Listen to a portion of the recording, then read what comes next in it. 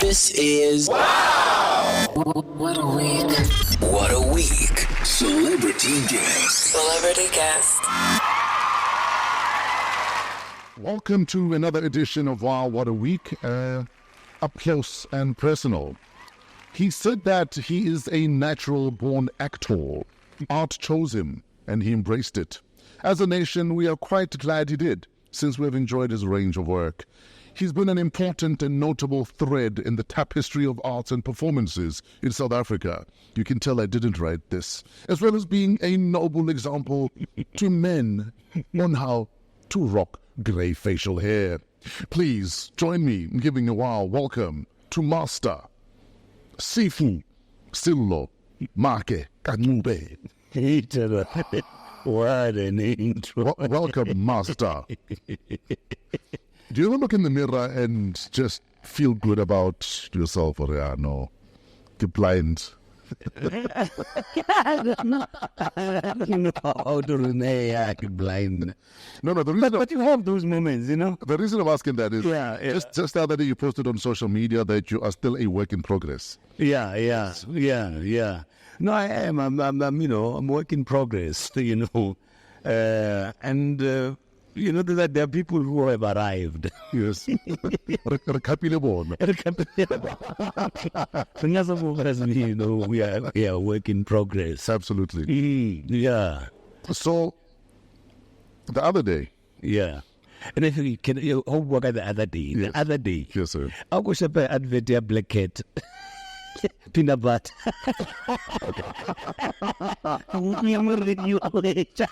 That was one of the ads I memorized as a child. Yeah. Black cat peanut butter. Yeah. To survive in the concrete jungle, you need protein power. That's why I eat black cat peanut butter, because you never know when you're going to need it next. Hey, fool, get out the way. See what I mean? Bing, bang, boom. What was that? Black belt, huh? Black cat. I don't want to tell you what. No. But you know, it is just amazing how certain things can just grab you. Absolutely. You know, and that was the power of that thing. What from popular culture in your childhood do you carry with you all the time? Whether mentally, whether as a beacon of either hope or as a light to walk towards? You know, the amazing thing that Elore, you know, I am holding in my brain. I did Shakespeare. Yes, sir. Professionally, I did Julius Caesar,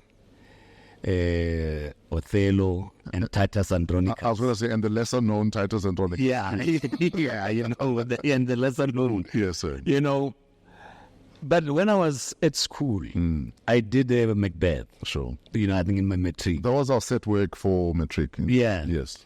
And the weirdest thing is that the famous Macbeth speech, if it were done when it is done to a world, to done quickly. Sure. If this assassination could tremble up the consequence and catch with this a sea success, that this blow might be the be-all and the end-all here, but here upon this bank and shoal of time, we jump in the life to come. That one is still in my head. But if you ask me of anything that I did professionally with, you know, even the bargaining friends, Romans, countrymen, lend me your ears, I can't go beyond that. Absolutely. You know, but it's amazing how I think the brain, when you are young, actually just holds on to certain things. It retains, including the things it doesn't need. You know? There are days I'm sitting in a queue at the post office and I'm wondering, when am I going to ever label thorax again? Yeah. But when I see an insect, I sometimes say, when I'm a thorax. Yeah. No, but it's a interesting thing. It's been a journey for you, though. Yeah. And like I was saying, you know, we're talking about, you know, do you ever look in the mirror and you actually tap yourself on your shoulder? Because the African humility sometimes is to our own detriment. It doesn't allow us to beat our own chests. It doesn't allow us to remember who the hell we are. No, absolutely. Dude, everything is just... You know what I mean? And there's nothing wrong with that. But at some stage, you need to also be able to stand up and say, I am who I am, and I'm a powerful African man. You know, I mean, but one thing that I used to like doing Yeah. when I'm going for an audition. Sure. You know, I mean, when I was not yet Achimurok or whatever. When you still did auditions, now they just call you.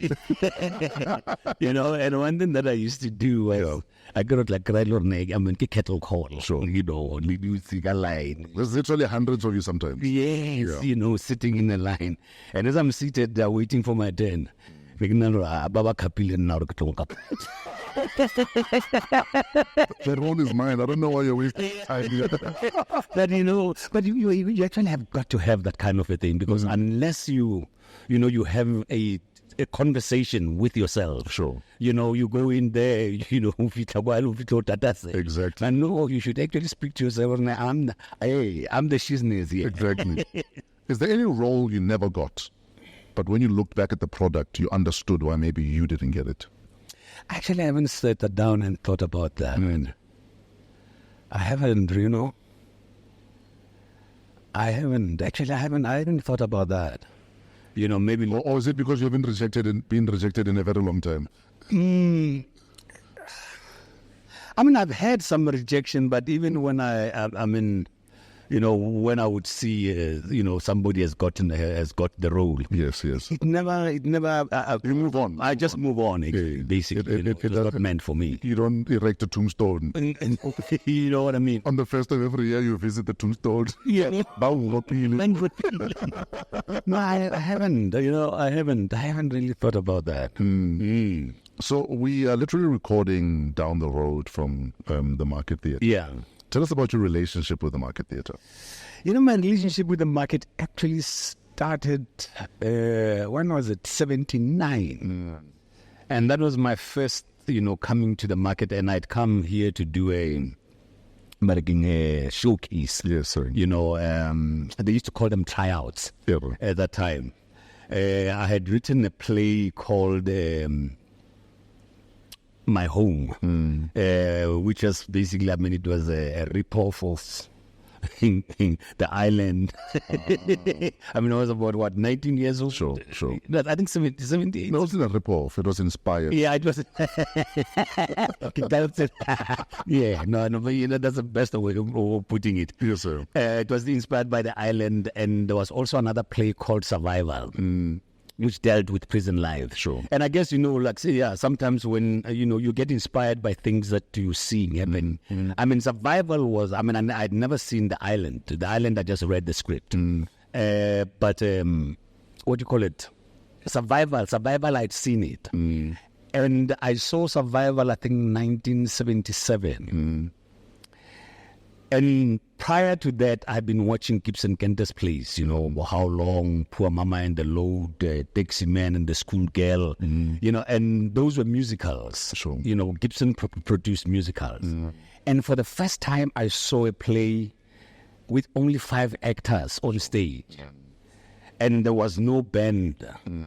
But the world that unfolded before my eyes was like, wow. I remember I couldn't sleep. I got home and I was like, sure, 5 people only on stage. Yeah. You know, and that was what they called it at that time, experimental theater. Yes. You know, so it was, my play was inspired by that. And what I did was I took my play to and performed at what they called the Pretoria Theatre Organization. They used to run a festival in Pretoria. Sure. And I went, and the guy that I was doing the play with initially didn't have the courage that it will work. And he ditched me on the eve of the festival. Yeah. So what I did was like, I'm not going to let that festival pass me. That night I rehearsed the play in my head. You know, when you are young, you're daring. I rehearsed the play in my head, just put it together in my head. Sure. And the following day I went and presented it as a one-hander. You know, and it was voted the best play. And those guys, when I told them that initially it was a two-hander, and then that's, you know, they called my co-actor, and he now realized, okay, so it works. And we came to the market to do a tryout. So what was the lesson then in terms of your experience Kopitori? In terms of, you know, you've been dumped last minute, but you've hung on though. No, I think the lesson is, you know,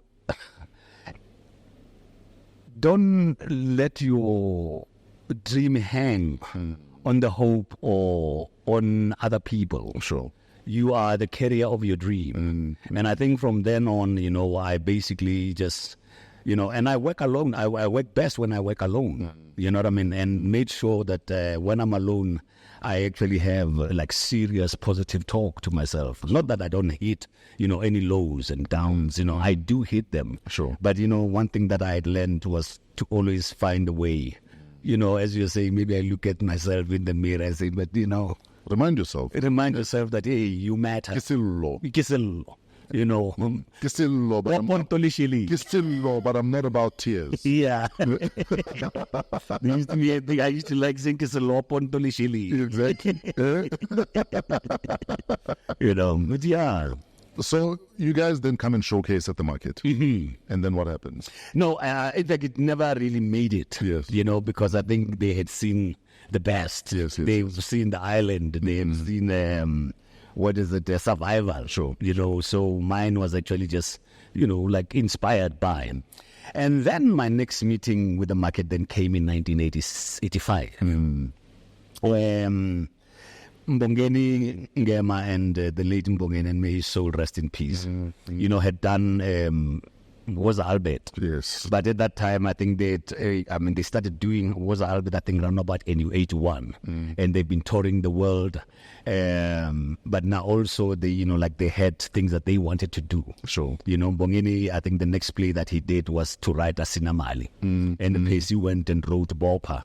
But the play was still in demand. Sure. So there were auditions for, the working a cast for Woza Albert to take over from Mbongeni and Pace. Yes. And that time I'm working as a clerk at some pharmaceutical firm in Crisis. No, man, isn't this where you quit over a weekend? No, because what happened was, the Dixon, who was the stage manager of was Albert, actually calls me, and he came, because we didn't have phones those days. He came to where I live in Jablan. And say, hey man, there's auditions for Woza Albert, come, and we're starting at about 2:00. I went there, auditioned, and they said they were interested in me, and but you must start on Monday. Yeah, and they said, well, but you said you are working. And I said, when do you start rehearsal? But Monday. Yeah. Well, on Monday I'm here. And Monday, instead of going to work, I went to rehearsal. It was after a week that on my way to rehearsal, sure, I dropped a resignation letter. Just close the door. And I remember when I arrived, my supervisor was Mr. Piper. I still remember. Mr. Piper, as I walked in, he said, Sello, your leave days are over, and then your sick leave days are over. I'm going to take some days from your leave. I said, hey, Mr. Piper, you can have them all. Yes. Here's my resignation letter. So who is Bra Kenny Majosi? Yeah. And how did he impact your life? Kenny Majosi is my Rangwan. Sure. All because of his mother and my biological father's mother. Okay. Well, my biological father's mother, yes. Okay. It's called Sinalo. Yeah. They're sisters. Sure. So Girangwani in that sense. And he was the one who basically, Kenny Majosi, he performed in Sikalo, the Gibson Gender play, and he played the lead role. And he did some other, movies, like movies like Shout at the Devil. There was Gold, Udeli, where he makes an appearance in the movie, not the television series. And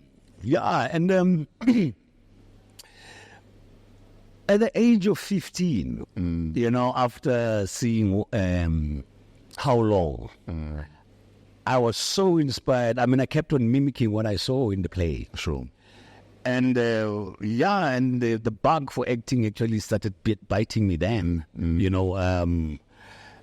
I had cousins who were doing an amateur play. Sure. And because I was such a show-off, and they were older, they were older teenagers. I mean, they were 18, 19, I was 15. Sure. And I would go in front. I say, do you remember, hey, when Africa did this, Africa did this? And, I would be, showing off and mimicking what they did. Sure. What Africa did. And Africa was played by Mxolisi Fasi, who was, Brenda Fasi's brother. Yes. And I used to have a missing tooth. Now, we've got crowns. And Mxolisi also had a missing tooth. The gap. Yeah, gap. Was, the role model, yeah. And then one day these guys, they said, hey, Marias Marlentona Lena man, in a talent in Caesar, and then they, got me involved in the play that they were doing. And it was after that having, gotten whatever is happening on the thing, I went to my Baba Mngane and said, hey, Baba Mngane, I want to be an actor. And my very first acting lesson, I got it from him. Yes, sir. And what he did, first he described what drama is. Sure. He said drama is a human condition in dialogue and action on stage. Yes. And then what he did, he broke down the word actor. Yes, sir. He said A stands for action, C stands for creativity, T stands for technique, O stands for observation, R stands for reaction. All these 5 things you use as an actor. Yes, sir. Yeah. Why do we need to never forget the name Kenny Majosi? Bro, one thing that is happening, I think, in South Africa is that, it's almost like we are forgetting our history. And, for me, it's like I have predecessors. Sure. Before me, there were other people who were actors. And my immediate, predecessors, I would say, Darlington Michaels. That is a generation just before. Georgie. Yeah? Georgie, exactly. Yes, sir. Brilliant actor. And, the others, Macintosh Khwaele, Buitu Melody, Joel, many others. And then above them, then Kenny Majosi. Ah, yes. You know what I mean? And I think, Kenny Majosi basically falls, I think, in the age group. Yabo Brajon. Yes, sir. Brajon Khan. Yes, sir. You know what I mean? And now we've got to be careful. He's a sir. He's been knighted. Oh, yeah. He's Sir John. Brajon has been flying. I know, bro. I know. Hence, my other inspiration was The Island. Yes, sir. And I hadn't even seen him perform, but only read the play. So I think it is important that we shouldn't forget those who were before us. Sure. Because they are the ones who set the tone. And they did it against all odds. Because the odds were against any black artistic. Absolutely. Yeah. Absolutely. And so I think it is important. And somehow, there isn't a way where we are actually cherishing those who were before us. Yes. And I remember, like in the 80s, mid-80s, not mid-80s, late 80s. Sure. I got an opportunity to do A Dry White Season, the movie. It was shot in Zimbabwe. Sure. And when I was in Zimbabwe, I met with Zakes Mukai. Bob Rajon and Winston Jona were also part of the cast. I've been a Zakes Mukai fan since I was in primary school. No. I think he's brilliant. Oh, man. Oh, he's something else. And as a human being, too. Yeah. When we were shooting in Zimbabwe, I used to hang around with him a lot. Yes, sir. And he was... What did you guys talk about, Libras? Hey, all kinds of things. I used to hang out. He used to drink a screwdriver. Yes, sir. Screwdriver. Isn't that vodka and orange juice. And orange juice. Yes. He always drank that. Yeah. And I used to hang out with him, and he was such an amazing spirit. And the way, what is it? Couple of things that he gave me an acting lesson. Just out of the blue. Sure. Here we are seated, we're having drinks, and Nile and I have got my cherry. I'm not. Yeah. I had my Zimbabwean girlfriend there, we having a drink. I stand up, I go to the loo. When I come back, she was not there. Right. And I'm like, hey, where's Petunia? And Brazil says, son-in-law, Yeah. don't say Petunia, say Petunia. Petunia. Say, where is Petunia? Yeah. Where here's Petun. Yeah. Where is Petunia? And it just with that sentence, he actually stressed it at different points. And Absolutely. so this is what you can do Yes. with a sentence, you know. And I remember when we were shooting our scene, it was me, him, and Donald Sutherland. Sure. So, you know, when they start, they do their white shorts. So 3 legends in one shot. You know, no, I mean, I was not yet a legend. I was performing with legends. Yes. So they do the, you know, like the master, Sure. you know, short. And then after that, they come into close-ups. And, you know, they start with the big guys. Sure. You know, they started with Donald Sutherland. After Donald Sutherland, then it was Brazix. Yeah. And then when they are coming to me, you know, just before I take, Brazix comes and whispers in my ear. And he said, son, millions will be watching your face on that big screen. Hated boy. Yeah. And he laughed. I mean, At that moment, what are you feeling? Are you feeling encouraged or are you there? I mean, you're there, Yeah. but somehow you get this. I guess maybe he was seeing or no. Yeah. But you know, he doesn't know. Let me, you know, let the boy settle down. Absolutely. And you know, and that made me say, okay, millions will be watching my face. Hey, I better hit it. Absolutely. You know, yeah. Did you find Petunia? Okay. Did you find? No, Petunia did find it. But what was interesting? Brazix passes on. I'm doing a one-man show, and I decided to dedicate a performance to him. And then amongst the people who came was the late poet laureate, Yes. Brawili, Khositsi, you know, the Onkopot, Yes. you know, and. After the show, then I tell the story of where is Petunia, you know. And Brawili comes and say, hey, this Petunia caused problems for Zays. I mean, here is Brazix is returning home after having a couple of drinks. And he realizes that he forgot to take his keys. So he wants to shout to his wife to open for him. And he goes, Petunia.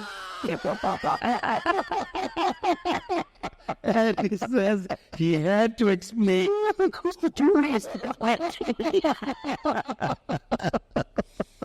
Yeah. No, but Brazix was you know, and I remember, you know, meeting him. Yeah. It made me realize that, you know, that there were those who were before me. Sure. And I remember, like, Kona, in the 80s, one day I'm seated with Louis. I mean, there used to be a restaurant here called the Yard of Ale. Ah, yes. You know, I remember the out of there. you know, and they used to have these, you know, wooden blocks that they use for rail lines. Sure. You know, they used to, I mean, they use them to camp, you know, to sort of like create a yard. And I'm seated with Louis there. And a thought crosses my mind to ask Louis a question. And I say, Louis, tell me how many actors, white actors who are John Kani's contemporary do you know? Or contemporaries do you know? Sure. And Louis started going, Mangman, Charles Comain, so-and-so, Joe Watson, and he mentioned, you know, all the names. And I say, okay, tell me black actors who are Brad John's contemporaries, but are working Sure. in the theater.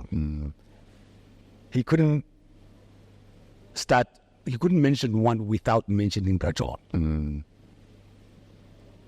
And that was where the problem is. And it's even now. I mean, who are Brad John's contemporaries Sure. who are still working in the theater Exactly. or in the space? None. You know, and that is why. So what's the problem here? I think the problem is actually even now, for me, it is like there is those who have taken, I mean, since the new dispensation, I don't think the new dispensation realized the importance of maintaining, you know, intergenerational conversation. Yes. And keeping a certain generation alive or, you know, working in the space. How about there's a ministry for that? There's a ministry for that, but you know, it is not doing the thing. And once you realize, one thing that you would also realize, it is that during the apartheid years, there used to be what they call performing art councils. Yes. And those performing art councils catered for the nurturing and the keeping alive of the theatrical space. Absolutely. Those performing art councils were catering for all the performing arts disciplines, dance, music, and acting. There was a drama company, there was an opera company, and, musicals as well, and then there was also dance. And we come into the new dispensation, all those things get thrown out of the window. But why do you think the arts were treated as shoddily as you're saying, when it was the arts that got the message out there? Hey, I know. It was, the reason there was a cultural boycott of this country during the era of the Nats. Yeah. Because you fully understood the role culture plays. Yeah. Yeah. So why would you, now that you have freedom, turn your back on the very arts and culture that kept people motivated, that got messages out there in the absence of a flyer?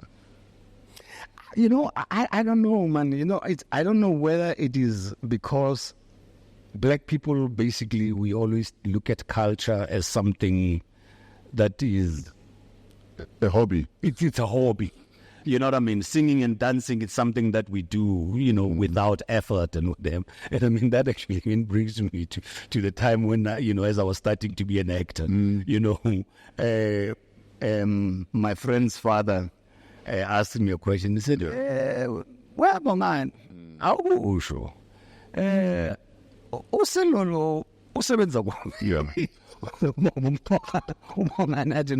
but we are I'm happy today. And where does he work? So it was never looked on as work. But those who were in exile, I'm sure they saw exactly that, this thing is work. And I think for me, the dismantling also of the Performing Arts Council. Institutions that were working. And that also, when you look at it again, you look at what the Afrikaners had done. Brasillo, if we could be as jealous of our languages, of who we are, as the Afrikaners are, we would be a totally different society. And that is why they are. And that is why they continue to thrive the way that they do. And because they understand the importance of their language. Exactly. Where they come from. And preserving everything. Look at the Afrikaner Broederbond. The Afrikaner Broederbond was actually formed in order almost to preserve Afrikaner culture and Afrikaner language. Exactly. It was formed in 1918, and within 30 years, they worked themselves up to political power. Yes. Because in 1948, just 30 years later, they took over as the Nats Party, And I say, had their... If 1976 never happened, in that 30 years, they would have actually completed their mission. Absolutely. Because you look at what they did, as much as it was bad, the separation, the Group Areas Act, Separate Amenities Act and all that. But they had the country in a certain way where it was working. And then comes 76. And that was almost, I think, the final masterstroke that they would have done, in South Africa, by actually now enforcing that Afrikaans becomes the medium of instruction. So which means we are going to be an Afrikaner, Afrikaans-speaking country. And again, also, at that time, I remember when they were the 1976, the beginning of the year. Textbooks of all the whatever subjects, be it biology, geography, those textbooks were delivered at the beginning of the year. We had them, we were reading from them. And had 76 never happened, I tell you, man, they would have completed their mission. It would be a different story. As a parent as a Motswana parent, it saddens me that the majority of schools don't have Setswana for my kid. I mean, Lifika is 8, is in grade 3. I know. Though we found one school that teaches Setswana from grade 1. So we put him in that school, and luckily it's a decent school. Mm-hmm. But, for your average parent, they're stuck with Afrikaans or Zulu and nothing else. And without language, Vanna, here's the thing. I think in 1999, I came up with an idea. 1998, actually, I came up with an idea to open up a performing arts academy. Sure. Where, to teach actors to be multilingual. Oh, yes. But then, got disrupted, ended up going to the UK and doing the Lion King. When I'm in the UK, I get the opportunity to do Othello with the Royal Shakespeare Company. Now, when we were doing it, Othello, it was the 400th year anniversary of Othello. Sure. 400th year of Othello, not Shakespeare. Othello. What kept the play alive for all those years? Sure. It means it was being performed by the actors. And for me, performing artists are the custodians of the living culture. Yes. And here we are. And of language. Exactly. Because now if ever you're training actors and you're training dancers, but you're not even training them in appreciation of the culture that they have, yes, the languages that they have, then, you are actually just creating, imitators of another culture instead of their own. You can never have an English actor taught how to act without English. Or a German actor taught to act, or Italian or French or whatever. But here we are. And we should be as bold as to translate the very Shakespeare into our language. Exactly, because our language. And you look at it, you find that this whole they have translated. He translated Julius Caesar into Setswana. And I think even the Comedy of Errors, he translated it into Setswana. I think even Hamlet, And the thing is, also, should that kind of thing be entertained, then we would even have people translate other works. Exactly. And another thing is that actors, or performing artists, read a role model as much as I hate the word, that we are role models. But read role models. Sure. Can you imagine if you were trained, you would actually have an actor who is multilingual, and not multilingual because he learned it Mustrating, but multilingual because he went through the paces of learning even the intricacies of the different languages. Trained. And one thing that I would say that I would say that some of them might not even end up being actors, but they will end up. If ever I had started that thing, you would have actors who have learned, all these languages. Sure. And then when you're looking for teacher, you would actually have one teacher, maybe teaching 4 or 5 languages. But yet here we are. But here we are, 30 years later, we still, You also sign language. Yes, tell us about that. My daughter, we discovered, I think, when she was, about a year and a couple of months. And, we discovered that she has lost her hearing. Doesn't have hearing. Yeah. And... how did that feel as a parent? Because, often as parents or as parents to be, we say, 10 fingers, 10 toes, I'll be happy. Yeah. But we never anticipate that there might be other challenges. I know. Yeah. But one thing that was, I think that sort of like served as a cushion, for me and my daughter's mother, was that there was one Saturday I took her out, and there was a performance of a play called Children of the Lesser God. And it is a play about a deaf child. Yes. You know what I mean? And we saw that movie, before we had our child. So some way, somehow that, sort of like said, hey. And I think when we were coming out, we were actually saying, do you remember when they used the sign or they haven't had to know? Little did you know. Little did we know that, And that actually sort of cushioned it. Sure. And then somehow, how people say things, but you see, there's also that with our communities, though.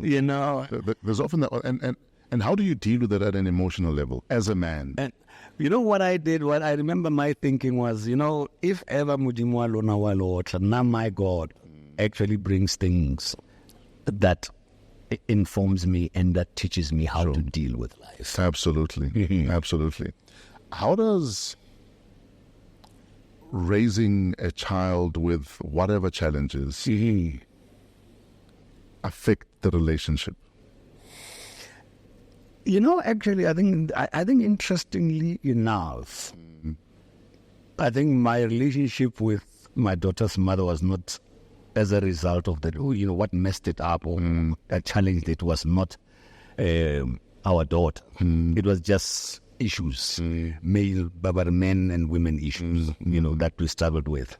And also, I think, one thing that I would say is that it was actually at that time, where in my development as a young man, I actually realized my propensity to be violent to my girlfriend. Sure. You know what I mean? And lucky for me was that I have a very strong conscience, and if there is God, Tato, if there is God, neighbor, he lives in your conscience.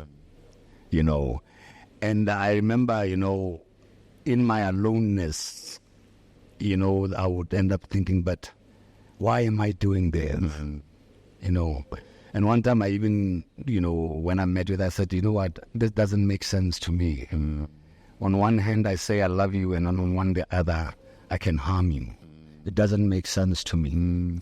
And I started introspecting at that time. And in my introspection, it's where I discovered that I was insecure. Sure. Jealous. Well, jealousy and insecurity goes hand in hand. And the other one was realizing that I have a little stammer. I stutter a little bit. And you can imagine when you've got a stammer or you're stuttering and you get agitated, you actually fail. I had a cousin like that. I had a cousin with a stutter, and if the words failed, then the fists would come out. Exactly. Yeah. And that's what would happen. Sure. And once I discovered that, I mean, when we would be in a, in an altercation, and I would go. It's short term. I started using or doing what later I would learn as timeout. Sure. In 1984. And for me, that was how my journey actually started. Sure. In dealing with the whole thing of masculinity. It started in 1984. And it was only in 1998 that I came across an organization in Alexander that dealt with domestic violence, and they had a men's program. In fact, if anything, they were pioneers of having men as partners in dealing with domestic violence. Sure. And there were these 4 guys who wanted to do a play. And when I learned that, I said, I've been wanting to, to meet with guys in the, with a similar thinking, and I met up with these guys and, Ibra Solomon, we want to do a play to show that we have changed. And I said, but changed from what? And then we started interrogating that. Sure. That play dealt with toxic masculinity, what is now termed toxic masculinity in 1998. And we named the play Kome. Sure. Which I was using a metaphor of Kome. Going to the mountain. Exactly. Or for initiation. For initiation. When you go for that, it has to deal with the endurance of physical pain. Sure. So in the play, we're dealing with how to endure psychological and mental pain. Sure. So where are you at now in terms of that journey you've been at? Oh, I'm still at it. I am still on it. You know what I mean? Now I'm actually going as, an activist in that regard. Sure. Recently I did a play, but it was a woman, women only cast, also dealing with, gender-based violence. But it is something, actually now, I know I've been talking, I need to write a book called Lessons for My Sons. Sure. You know what I mean? Because bonna bwa kholelwa. Yes. You know what I mean? I don't know how to say that in English. you grow into your manhood. Yeah, you know, you don't actually become a man because of age. Sure, you grow into it, and somehow you have to be nurtured into it. And one of the things that I think as black people we don't realize that we haven't or suffered is what colonialism did to our social structure. Sure.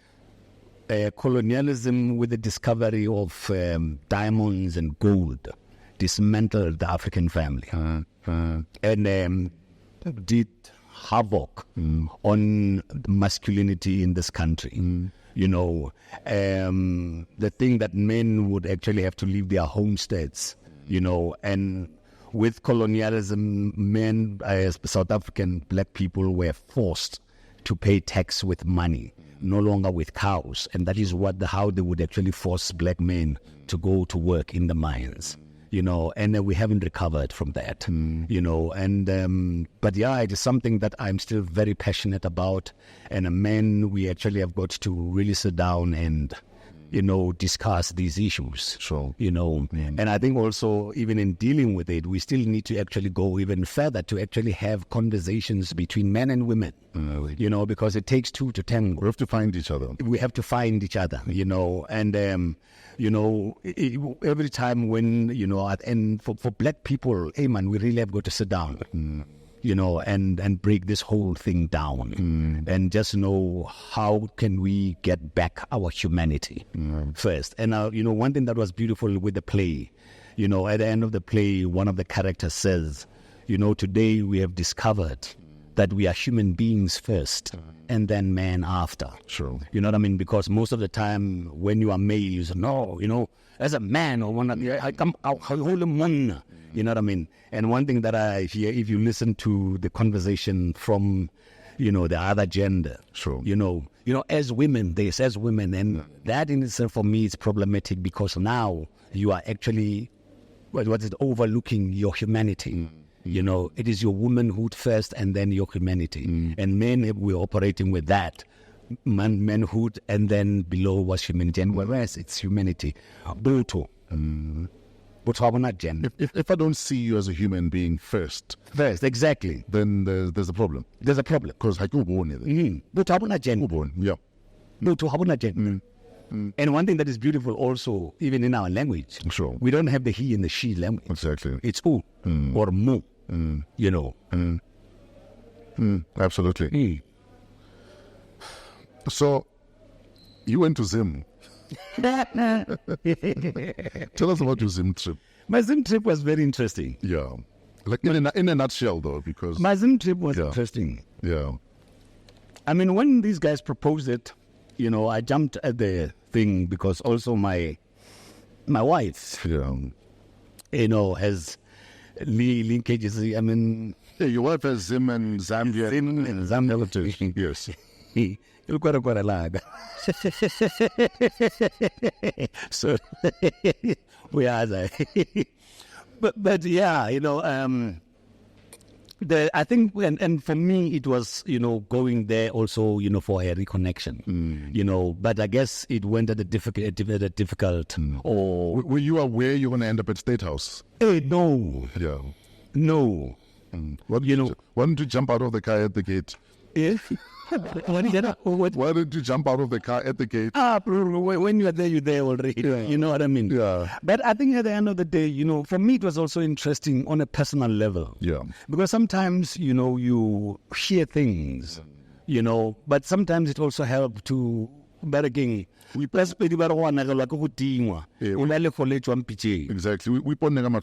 exactly. You know what I mean? Yeah. And one thing that was very interesting for me, you know, I mean, I remember the first time it was in 1988 when I went to Zim. And we're having a drink with some guy at a bar, you know. And in our conversation, this guy says to me, you South Africans, how can you get your freedom? You all drive cars. You know what I mean? You don't know struggle. You don't know struggle. And, you know, and at that time, I mean, when you're in Zimbabwe, I mean, they used to have, like, Rixie taxis. Yes. They were using Renaults. Yeah, thing, more dashboarding. The champion gear. Yeah, yes. You know. And going there now, was realizing how there's almost an improvement, some kind of an improvement, despite the challenges that they are having.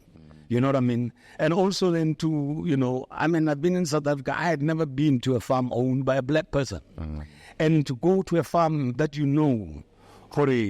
this farm is owned by a black person. And one thing, as much as we don't want to appreciate it, Zimbabweans have done something that I doubt if there's any other African country that has claimed its land the way Zimbabwe did. Well, how one doesn't condone how it was done, but they own the land. It's theirs, and to own land, and it is something somehow maybe our leaders are the ones who are failing us by failing to mobilize us in such a way that we realize that we have to rebuild. I went to Japan, and in Japan, bro, I went there 2004. We were performing Othello there. Sure. And when we were there, they took us to Hiroshima, Nagasaki, and all that. When you are there, they actually left, places where the atomic bomb hit as remembrances. But around it, they have rebuilt their country. Sure. And how did this nation allow itself, get to rebuilding themselves the way they did? Right. And whereas we Africans are failing to do so. Sure. For me now, it's like when you look at, the freeways and the whatever, you see grass growing so wildly. And I say, white people came here to get rid of the jungle. We are growing it back.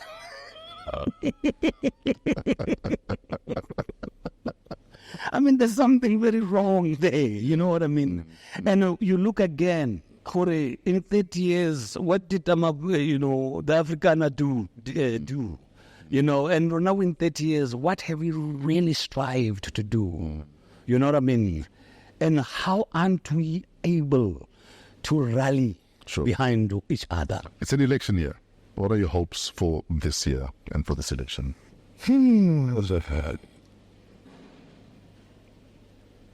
I've been hoping. Hope is nice currency. I know, but it's not enough. But it is not enough. Sometimes I console myself by saying,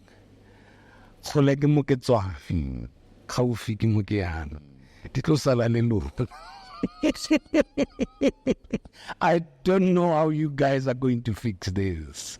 No, now I'm with you. The kids behind us must fix this. And you still have to go into your 60s. I'll enjoy the... No matter, I think it is just sad, man, where things are at. Oh, man. Is there hope, though, like you're saying? Because you were hoping the things will... I don't think it's going to happen in my lifetime. Hey, for real? The change. Are we that screwed? Not for now, I don't see it happening in my lifetime. Jeez, okay. Because I think the way even things, you see things are developing, there is just, there's so much splintering. Sure. You know what I mean? And splinters are going to retard, at the end of the day. It's an opportunity to unite behind a common cause. There's still split. Exactly. Split. So really, man, I don't know, man. Kids are my little, I'm just watching what's going to happen. What else is happening in your life? Do you have shows coming up? Where can people see you in action? Well, at the moment, I'm in Champions. It's a new series on Mzansi Magic. People can, check me out there. Yes, sir. I've been, producing plays for myself. I did Nothing But the Truth, which was written by... that was last year. Yeah. Yes. That John. And,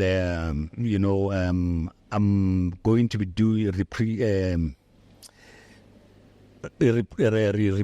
my role, The Suit. Sure. Because this year it's the 30th anniversary of since the short story was turned into a play. Yes, sir. So I'm going to be doing that. We're going to, hoping to go to Grahamstown. We read The Suit in high school. Yeah. Or literature. Yes. Suit in high school. About the guy who finds the wife with a lover, the lover runs away, leaving the suit behind, and she uses Original rabbi. you know what I mean? But yeah, I played Philemon, the cuckold husbands. I mean, I used to say when I was doing it that, hey, sir, people experience infidelity once. Yeah. I am experiencing it nightly. Nightly, I know, no. I'm going to catch my wife. Did playing Philemon in any way affect any of how you related in your relationships? Maybe did it make you more paranoid as a lover in your real life? No, it didn't. But one thing that I remember it did, man, it affected me. The role affected and messed up my relationship in a way. And I think I was so eager to pull out an amazing or a good performance. Was amazing, a good performance. That I truly immersed myself in this guy's world. Yeah.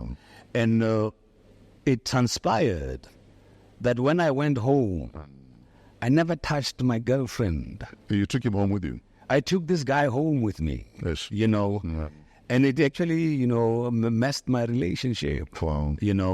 And it was only when the relationship ended and then I went to Cape Town, we were doing the play again. I've got new love at that time. And fast, when you're young,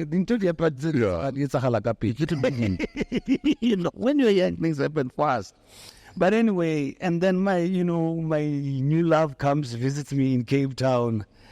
And that very first night, I'm trying to get cozy with her. Yeah. And realize that, I couldn't get it up.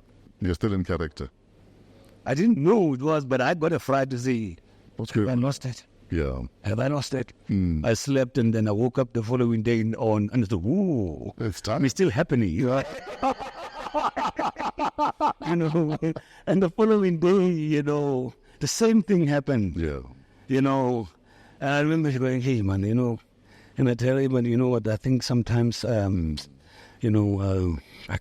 tired, man. Let me just sleep. Yeah.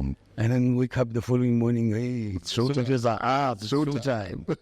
And then I explained, I said, you know what? I think without knowing, this guy is still with me. Yeah, I'm bringing him. Because in a way, I think I had worked it in my head. Sure. That when he comes back, once she discovers the wife with the lover, he doesn't touch her anymore. Sure. Jeez. Brasilo. Each other. There's still a million questions I have for you. So I'd like to ask you to come back for a part 2 so that we can catch up some more and talk about other things you're working on and talk about life. But this was just an opportunity for us to just say we see your work, we continue to see your work. Yeah. We love your work, we appreciate you, the inspiration that you are, the man that you are, the legend that you are, and that we're happy that you are still working. Amen. We thank God for that. Absolutely. We thank God. It's not a mistake that you are in champion. And No, but thank you for having me. Thank you. It was lovely having a chat with you. Brasilo will be back for part 2 on Wow, What a Week. But shout out to Brasilo. Thank you for hanging out with us. We've been coming to you from AMP Studios, downtown Jozi. We're part of the Africa Podcast Network. Pezulu works do all of our cinematography. If we look good, it's thanks to them. If we don't look good, it's our fault. All of our imaging by Otis the Floor Fraser and our special guest, Sello Maake KaNcube. Creative producer, Kuvesh Mohan. Show producer, Kelezo Mudisa Gang. Email us at WAW@africapodcastnetwork.com. Till next week, have a great week in spite of yourselves.